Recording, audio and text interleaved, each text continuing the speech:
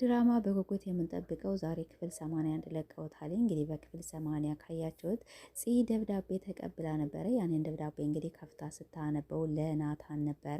ናታን ደግሞ ይሄ ደብዳቤ እኮ ለእኔ ነውና ለእኔ ስጪ ላንብበው ሲላትኝ አይ እኔ ስለተቀበልኩት እኮ በዚህ ላንብበው ብላ ነበር። እሷም እንግዲህ ስታነበው ውስጡ ሌላ ነበረ።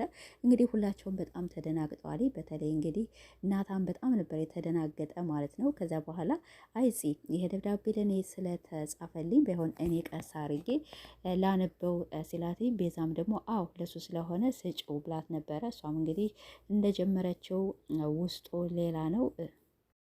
እንግዲህ ያው አፏም ስለማይችል ቤዛ አስጠንቅቃታለች። አንቺ አፍሽ አይችልም እና አንድ ብለሽ ብትተነፍሽ ምንም ነገር አለቅሽም ብላ ያው ከምግቡ ላይ ተነስታ ሄደዋል። እሷ ምን እኔ ብቻ ነኝ እንዴ ከቤት ያለሁኝ እነገን ያሉ እነ ነጽ ያሉ እነዚያ ያሉ ብላ ጠርታት ነበር። አይ ሁሉም ብቻ አንቺ የምታወሪውን የምታረጊው ምንም ነገር ስለማታውቂ እየተጠነቀቅሽ ብታወሪ ብላ ቤዛም ከመቀመጫዋ ተነስታ አለች። ያፌት ግን እንግዲህ ያፌትና ኤፍራታ እንግዲህ ምግብ እየበሉ እሱም እንግዲህ አስጠንቅቋት ነበረ። አይ እታገሳለኝ እስካሁን ስታግሸህ ነበር አይደለ ብለዋለች ማለት ነው።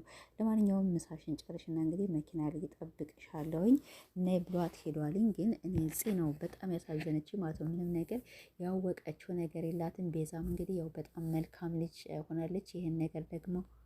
ይህን ደብዳቤ ደግሞ የጻፈችው እንግዲህ ናታንን ካለበት ችግር ለማውጣትና እሱን ደስተኛ ለማድረግ ብላ ነው እሷ ናት የጻፈችው ማለት ነው። ግን እነሱ ምንም ነገር የተረዱት ነገር የለም። ይሄ ደብዳቤ የመጣው ከያፌት ነው ብለው ሁላቸውም እንግዲህ ደምድመዋልኝ። ያፌት እንግዲህ ያው እንደምናውቀው ስራው በጣም አረመኔና በጣም ጨካኝ ስለሆነ ሁላችንም ከሱ ነው ብለን ነበረ። ግን እሱ አይደለም ቤዛዊት ናት የጻፈችው።